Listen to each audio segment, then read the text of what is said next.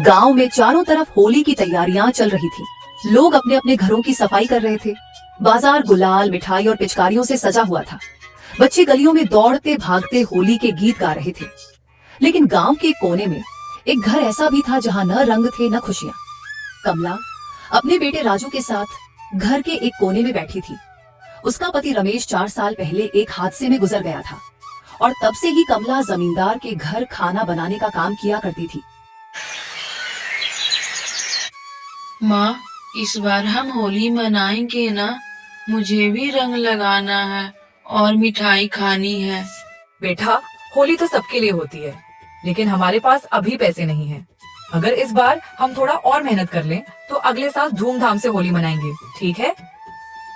लेकिन माँ, पिछले बार भी आपने यही कहा था और उससे पहले भी। क्या गरीबों के लिए कोई त्योहार नहीं होता? कमला के पास इसका कोई जवाब नहीं था। फिर वह राजू से कहती है, बेटा, तुम अभी स्कूल जाओ, मैं मालकिन से पैसे के बारे में बात करूंगी। कमला का बेटा राजू गांव के सरकारी स्कूल में पढ़ता था। कमला उसे स्कूल भेजकर जमींदार के घर खाना बनाने चली जाती है। खाना बनाते समय वह सोचती है, अभी तो मैं 10 दिन पहले मालकिन से पैसे मांगे थे। अभी मैं मांगूंगी तो शायद मालकिन गुस्सा करेंगे, पर राजू के लिए रंग और पिचकारी लेना था। एक बार कहकर देखती हूँ, शायद वह पैसे दे दे। फिर कमला किसी तरह हिम्मत जुटाकर अपनी मालकिन से कहती है, मालकिन, होली का त्योहार आ रहा है। राजू रंग और पिचकारी की जिद कर रहा है। अगर आप कुछ पैसे दे देते तो मैं उसके लिए रंग और पिचकारी खरीद देती। अच्छा, तो तुम्हें शर्म नहीं आती पैसे मांगने में? अभी मैं तुम्हें 10 दिन पहले ही पैसे दिए थे, फिर तुम आ गई पैसे मांगने। एक तो तुम काम पर लेट से आती हो और पैसे ऐसे मांगती हो जैसे कमा कर रखती हो। मालकिन, पैसे मांगने में शर्म कैसा? मैंने अपना काम के पैसे मांग रही हूँ। मालकिन, आप अगले महीने मेरे पगार में से पैसे काट लेना, पर अभी दे दो, क्योंकि होली आ रही है और मैं अपने बच्चों के लिए कुछ नहीं खरीद पा रही हूँ। होली में कुछ नहीं खरीद पा रही हूँ तो क्या मैं इसका ठिका लेकर रखी हूँ? देख कमला, मुझे तुमसे इतनी बहस नहीं करनी है। पैसे समय पर ही मिलेंगे, चाहे कुछ भी हो जाए। अगर तुम्हें यहाँ पर काम करना है तो करो, वरना तुम जा सकती हो। तुम्हारे जैसे बहुत पड़े हैं। इतने में ही मालकिन का पति मोहन आता है और कहता है, इस बात की बहस चल रही है आपस में। देखो ना जी, एक तो काम पर लेट आती है और महीना से पहले ही पैसा मांगने लगती है। मैं तो तंग आ गई हूँ इससे। मैं तो तुम्हें पहले ही कहा था कि काम वाली लोग को इतना भी माथा पर मत चढ़ाओ, मगर तुम कहाँ सुनोगी मेरा बात। ये कमला, काम वाली होकर तुम मालकिन से बहस करती हो। निकल जाओ मेरे घर से, और आज के बाद यहाँ आने की कोई जरूरत नहीं है। नहीं मालिक, ऐसा मत कहिए। होली का समय है और घर पर पैसा नहीं था, इसलिए मैं पैसा मांग रही थी, अपने लिए नहीं, बच्चे के लिए। मालिक, उस बच्चे पर रहम करो जो पिता के गुजरने के बाद आज तक होली नहीं खेला हो। होली के समय पर मुझे काम से नहीं निकालिए, कहीं काम नहीं मिलेगा। फिर मेरे घर में होली पर चूल्हा नहीं जुड़ पाएगा। मुझे तुम्हारी कोई बात नहीं सुननी है। चल निकल यहाँ से, नहीं तो धक्के मारकर निकालूंगा। कमला के लाख गिड़गिड़ाने के बाद भी जमींदार नहीं माना और कमला को काम पर से निकाल दिया। बड़ी उदास मन से कमला घर जाने लगी। वह इतने परेशान थी कि चलते चलते वह जंगल के रास्ते पर निकल पड़ी। फिर बड़ी उदास मन से वह जंगल में ही बैठ जाती है। तभी एक साधु बाबा उस जंगल से ही गुजर रहे थे और कमला को उदास देखकर पूछते हैं, बेटी, आजकल जमाना बहुत खराब है, तुम इस सुनसान जंगल में अकेले क्यों बैठी हो? आपको क्या ही बताओ बाबा, होली का त्योहार आ रहा है और आपको तो पता ही होगा कि बच्चे होली में कितने मस्ती करते हैं। पर मेरे बच्चे की किस्मत में शायद मस्ती लिखा ही नहीं है। जब भी मैं उसके लिए कुछ अच्छा करना चाहती हूँ, तब और भी बुरा हो जाता है। मैं जमींदार के घर खाना बनाने का काम किया करती थी, पर जमींदार ने मुझे अब काम से ही निकाल दिया। मुझे समझ में नहीं आ रहा है कि मैं अब क्या करूँ। देखो बेटा, उदास मत हो, अभी होली के 4 दिन बचे हुए हैं। तुम दूसरों के घर में काम करती हो, उससे अच्छा तुम अपना कुछ व्यापार करो। जैसे कि अभी होली का समय है, तो रंग और पिचकारी, गुलाल, ये सब अभी ज्यादा बिकेंगे। तुम इसी का व्यापार क्यों नहीं कर लेती हो? पर बाबा, यह सब व्यापार करने के लिए पैसा होना जरूरी है और मेरे पास तो अभी खाने के लाले पड़े हैं। मैं व्यापार कैसे कर सकती हूँ? बेटा, तुम कहीं से पैसा उधार ले लो, पर तुम अपना व्यापार करो और खुद का मालिक बन जाओ। बाबा, अगर व्यापार नहीं चला तो मैं उधार के पैसे कहाँ से भरूंगी? नहीं नहीं, मैं इतना बड़ा रिस्क नहीं लेना चाहती हूँ। मेरे एक बच्चे हैं, ऐसे में तो भूखे मर जाएंगे हम लोग। अरे पगली, रिस्क तो हर कदम पर लेना पड़ता है। क्या तुम यहाँ खड़ी हो तो रिस्क नहीं है, जो रिस्क लेता है जिंदगी में वही आगे बढ़ता है। और हाँ, तुम देसी नुस्खे से ही रंग और गुलाल को बनाकर बेचना। अगर तुम्हारा व्यापार नहीं चला तो तुम इसी जगह हमसे आकर मिलना। यह सब कहकर बाबा वहां से चले जाते हैं। फिर कमला एक उम्मीद लेकर घर लौटती है और गांव के ठाकुर के यहाँ पैसे लेने पहुंच जाती है, जो गांव वालों को व्यापार के लिए उधार पैसे दिया करता था। ठाकुर साहब, हमें भी पैसे चाहिए। मैं भी अपना एक व्यापार करना चाहती हूँ। अरे तुम औरत जात होकर क्या व्यापार करोगी? तुम लोगों को तो घर का खाना और बर्तन का ही काम शोभा देता है।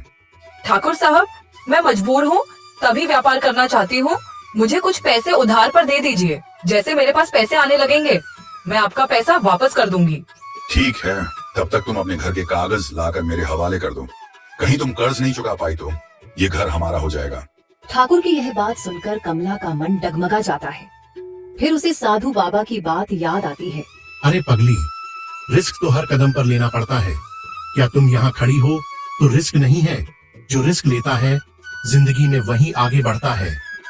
ठीक है ठाकुर साहब, मुझे आपकी यह शर्त मंजूर है। मुझे पैसा दे दीजिए, मैं कागज लाकर आपको दे दूंगी। फिर कमला ठाकुर से 5,000 रुपए उधार लेकर रंग गुलाल बनाने वाले सामान को लेकर घर आ जाती है और अपने घर के नुस्खे से ही रंग और गुलाल को बनाती है। और अगली सुबह ठेले पर रंग गुलाल और पिचकारी लेकर गांव की तरफ निकल जाती है। आओ भाई, आओ बहन, ये कोई बाजार का रंग नहीं, ये है अपने हाथों से बना प्यार भरा गुलाल। ना केमिकल, ना जलन, बस फूलों की खुशबू और प्यार की मिठास। इस तरह से करके कमला पूरे गांव में रंग गुलाल पिचकारी बेचने लगी, लेकिन कोई उसके रंग खरीदने को तैयार नहीं था। लोग उसकी दुकान के पास से निकल जाते और वह मायूस होकर अपने रंगों को देखती रहती। इस गांव में एक रामलाल नाम का व्यक्ति कई सालों से रंग बेच रहा था। सब रामलाल के रंग ले रहे थे। उनके रंग चमकदार होने के कारण गांव वालों को बहुत पसंद आ रहा था। इतने में एक गरीब लड़का रामलाल के पास आकर थोड़ी सी रंग मांगता है। रामलाल उसे चिढ़कर वहां से चले जाने को कहता है। बच्चा बहुत दुखी हो गया और एक कोने में जाकर खड़ा हो गया। कमला उस बच्चे को देखकर अपने बेटे की याद आ जाती है। वह उस बच्चे के पास जाती है और थोड़े रंग गुलाल उसे ऐसे ही दे देती है। उस बच्चों से उसका घर का पता पूछता है। तब वह बच्चा बताता है कि वह अनाथ है। यह सुनकर कमला को बहुत दया आती है और उस बच्चे को अपने घर चलने को कहती है। रवि उसके घर जाकर बहुत खुश हो जाता है, क्योंकि उसे सोने के लिए घर मिला और खेलने के लिए दोस्त। अब तो कमला की जिम्मेवारी और भी बढ़ गई। कमला चिंता से अपने घर के दरवाजे के बाहर बैठी थी। तभी वहां पर वह साधु बाबा आते हैं, जिन्होंने कमला को व्यापार करने के लिए कहा था। क्या हुआ बेटी, क्या तुम्हारा रंग कोई नहीं खरीद रहा? नहीं बाबा, मेरे गुलाल रंग में कोई चमक नहीं है, क्योंकि मैंने उन्हें अपने हाथों से बनाया है और गांव के रामलाल के रंग गुलाल में बहुत चमक है, इसलिए लोग उनके दुकानों में भीड़ लगा रखा है। तुम चिंता मत करो बेटी, मैं सब देखा हूँ। तुम अपने घर एक अनाथ बच्चे को लेकर आई हो। तुम्हारा दिल कोमल और तुम ईमानदार हो, इसलिए मैं तुमसे बहुत प्रसन्न हूँ और मैं तुम्हें कुछ देना चाहता हूँ। यह लो बेटी, इसमें जादुई रंग है। जब तुम अपने रंगों में इसे मिलाओगी तो तुम्हारे रंग सबसे अलग और खास हो जाएंगे। लेकिन ध्यान रहे, ये रंग सिर्फ प्रेम और सच्चाई के लिए बने हैं। लालच या बुरी नीयत से इनका उपयोग किया तो ये अपना प्रभाव खो देंगे। आपका बहुत बहुत धन्यवाद बाबा। कमला ने बाबा को प्रणाम करके डिबिया पास रख ली। फिर बाबा वहां से गायब हो जाते हैं। फिर रात हो जाती है। कमला ने उस डिबिया के चूर्ण को अपने रंगों में मिला दिया और सो गई। अगले दिन जब वह अपनी दुकान पर पहुंची तो चमत्कार हो गया। उसके रंगों में एक अलग ही चमक थी। वे न केवल सुंदर दिख रहे थे, बल्कि उनसे हल्की हल्की खुशबू भी आ रही थी। जैसे ही पहले ग्राहक ने रंग खरीदा और अपने चेहरे पर लगाया, वह खुशी से चिल्ला उठा। अरे ये रंग तो ठंडक दे रहा है और इसकी खुशबू भी बहुत प्यारी है। बहन जी, मुझे 10 डिब्बे रंग दे देना और 10 पैकेट गुलाल। उसकी ये बात सुनकर रामलाल के दुकान के पास खड़े ग्राहक कमला के पास आ जाते हैं और कमला के गुलाल को उठाकर देखते हैं। तभी कमला बोलती है। भाई साहब, ये गुलाल रंग में घरों में बनाई है, इसमें कोई केमिकल नहीं है। आप बच्चों को भी लगा सकते हो, कोई नुकसान नहीं होगा।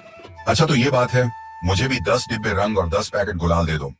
इस तरह से करके कमला के सारे रंग बिक गए और कमला की अच्छी कमाई हुई। कमला घर जाकर और ज्यादा रंग गुलाल को बनाया और उस गांव के बाजार में ले आई। धीरे धीरे यह बात फैलने लगी और गांव के लोग कमला की दुकान पर उमड़ पड़े। हर कोई उसके रंग खरीदना चाहता था। जो लोग पहले रामलाल के रंग खरीद रहे थे वे भी अब कमला के रंगों की तरफ आकर्षित हो गए। रामलाल जो यह सब देख रहा था भीतर ही भीतर तिलमिला उठा। उसकी दुकान पर कोई नहीं आ रहा था। उसने अपने नौकर भोलू को बुलाया। अबे भोलू, ये क्या तमाशा हो रहा है? ये गरीब औरत के अचानक इतना कैसे रंग बिक रहे हैं? हाँ रामलाल भैया, मैं आपको बताना भूल गया था। जब मैं घर से दुकान के लिए आ रहा था तब इसके घर के पास एक साधु बाबा इसे कुछ डिब्बे में दे रहे थे और कह रहे थे इसे रंगों में मिला देना। कहीं वह जादुई रंग तो नहीं था? अच्छा, तो ये बात है। तो अब हमें भी वैसा ही करना होगा। जा ढूंढ उस साधु को। रामलाल ने अपनी नौकर भोलू को उस साधु बाबा को ढूंढने के लिए भेज देता है। भोलू दिन भर गांव में साधु बाबा को खोजता रहा लेकिन वह कहीं नहीं मिले। थक हार कर वह वापस आया। रामलाल भैया, वह बाबा तो जैसे हवा में गायब हो गए, पूरे गांव में कहीं नहीं मिले। तो अब दूसरा तरीका निकालना होगा। अगर हम साधु को नहीं ढूंढ सकते तो हम कमला के रंगों में गड़बड़ी कर सकते हैं। फिर रामलाल रात होने का इंतजार करता है। चुपके से कमला की झोपड़ी में जाने की योजना बनाई। उसका इरादा था कि वह कमला के रंगों में लाल मिर्च का पाउडर मिलावट कर दे जिससे लोग उसके रंगों को खरीदना बंद कर दे। रात के समय जब तीनों सो रहे थे तब रामलाल अपने एक साथी हरिया के साथ चोरी चुपके कमला की झोपड़ी के पास पहुंचा। फिर रामलाल ने अपने दोस्त हरिया से कहा, देख हरिया, मैं दरवाजे पर खड़ा रहूंगा, तू अंदर जा और उसके रंगों में ये लाल मिर्च का पाउडर मिला दे जिसे गांव वाले लगाते ही चिरमिला उठे। हरिया जैसे ही झोपड़ी में घुसा अचानक हवा तेज चलने लगी। उसकी आंखों में धूल उड़ने लगी और एक अजीब सी आवाज आई। जो बुरा करेगा वो खुद मिट्टी में मिल जाएगा। हरिया डरकर बाहर भाग आया। रामलाल भाई, मुझे नहीं लगता हमें ये करना चाहिए। कोई अनहोनी हो सकती है। अबे डरपोक, अगर तुझे डर लग रहा है तो मैं खुद ये करूंगा। फिर रामलाल ने घर के अंदर गया और जैसे ही रंग के डिब्बे को पकड़ा फिर अचानक जोर की हवा चलने लगी। ये तो रंग का डिब्बा पकड़ते के साथ बहुत तेज की हवा चल रही है। अगर मैं इसमें लाल मिर्च का पाउडर मिलाता हूँ तो मेरी आंखों में ही लाल मिर्च उड़कर पड़ जाएंगे। एक काम करता हूँ, सारा रंग ही चुरा कर ले जाता हूँ, फिर मैं इसी रंग को कल बेचूंगा। फिर भी रामलाल ने जैसे तैसे करके उस रंग वाले डिब्बे को अपने दुकान में जाकर रख दिया। अगले दिन सुबह हुई कमला ने देखा कि उसका रंग घर से गायब है। उसने अपने घरों में इधर उधर ढूंढा पर उसके रंग कहीं नहीं दिखे। वह समझ गई कि किसी ने मेरे रंग को चोरी कर लिया है। वह बिल्कुल अंदर से टूट गई थी। आज होली थी। पूरा गांव रंगों से सराबोर था। हर गली में खुशियों की बौछार थी। बच्चे दौड़ दौड़ कर एक दूसरे को रंग लगा रहे थे। ढोल नगाड़ों की धुन पर लोग नाच रहे थे और सबके चेहरे पर होली की मस्ती झलक रही थी। लेकिन कमला का घर सूना था। कोई रंग नहीं, कोई खुशी नहीं, कोई मस्ती नहीं। राजू और रवि घर के कोने में उदास बैठा था। उसकी आंखों में आंसू थे। कमला एक कोरी थाली के सामने बैठी थी। न कोई मिठाई, न कोई पकवान। तभी राजू धीरे से बोलता है, माँ, हम होली नहीं खेलेंगे? कमला ने आंसू पोंछे लेकिन बोल नहीं पाई। उसकी आवाज गले में अटक गई थी। उधर रामलाल की दुकान पर भीड़ लगी थी। तभी एक व्यक्ति ने रामलाल से कहता है, अरे रामलाल, ये तो वैसा ही चमक रहा है जैसे कल कमला के रंग चमक रहे थे। हाँ भाई, हो सकता है। अब देखता हूँ कि कमला कैसे रंग बेचती है। उसकी होली सूनी हो गई और मेरी दुकान की भीड़ देखो। कमला ने गांव की तरफ निकल पड़ी। वह देखती है कि रामलाल की दुकान पर रंग लेने वालों की भीड़ लगी है। तभी कमला के पास गांव की एक काकी आती है और कहती है, बेटी, रामलाल के पास बिल्कुल तुम्हारी तरह ही रंग है। तुम्हारी रंग की तरह चमक और सुगंधित भी है। पता नहीं रामलाल ने इस बार तुम्हारी तरह रंग कहाँ से ले आया। काकी, कल रात मेरे घर से मेरे रंग चोरी हो गए। इस बार मैंने अपने बच्चों के लिए होली पर कितने सपने सजा कर रखे थे। कमला, कहीं वह रामलाल तुम्हारा रंग तो चोरी करके नहीं ले आया, क्योंकि हर चीज तुम्हारी तरह ही दिख रहा है। काकी, मुझे भी लगता है कि मेरा रंग रामलाल ने ही चुराया है, क्योंकि कल तक रामलाल की दुकान में रंग खरीदने वालों की भीड़ नहीं थी और सुबह होते ही उसके दुकान पर भीड़ हो गई। ये सब आपस में बात कर ही रहे थे। तभी गांव का एक बुजुर्ग आकर कमला से कहता है, अरे कमला, आज तुमने अपनी ठेला नहीं लगाई? देख, रामलाल ने बिल्कुल तुम्हारी तरह ही चमकदार खुशबू वाले रंग और गुलाल लेकर आया है। तभी कमला सोचती है, अब तो पक्का हो गया कि मेरा रंग रामलाल ने ही चुराया है। मुझे इसकी शिकायत गांव के मुखिया से करनी होगी, तभी मुझे न्याय मिलेगा। तभी कमला गांव के मुखिया के पास जाती है और मुखिया को सारी बात बताती है। तभी मुखिया रामलाल को बुलाता है और रामलाल आते के साथ ही वह समझ जाता है कि कमला ने मुझ पर शक करने लगी है। फिर घबराहट में वह बोलता है, मुखिया जी, मैं कमला का कोई भी रंग नहीं चोरी किया है। अरे रामलाल, तुमसे किसने कहा कि कमला का रंग तुमने चोरी किया है? मैंने तो तुमसे कुछ ऐसा कहा ही नहीं। इसका मतलब तुम ही कमला का रंग चोरी किए हो। रामलाल ने अपनी चोरी कबूल करने पर आनाकानी करने लगी। तभी मुखिया ने कमला से कहा, कमला, तुम्हारे पास कुछ सबूत है तो मुझे बताओ। हाँ मुखिया जी, मेरे पास सबूत है। सब लोग चौंक गए। रामलाल के चेहरे का रंग उड़ गया। मैंने अपने बनाए रंगों में एक खास पहचान छुपाई थी। मैंने हल्दी के पानी में कुछ खास पत्तियां मिलाई थी जिससे रंगों में हल्की खुशबू आ गई थी। अगर रामलाल के पास वही रंग होंगे तो उनमें से वही खुशबू आएगी। रामलाल, जो भी रंग तुम्हारे पास हैं, उन्हें हमारे सामने लाओ। रामलाल अब घबरा गया, लेकिन उसके पास कोई और चारा नहीं था। उसने घर से रंगों की पोटली लाकर सामने रख दी। मुखिया जी ने एक बूंद पानी उसमें मिलाया और हाथों से उसे सूंघा। फिर उन्होंने गांव के एक बुजुर्ग से भी सूंघने को कहा।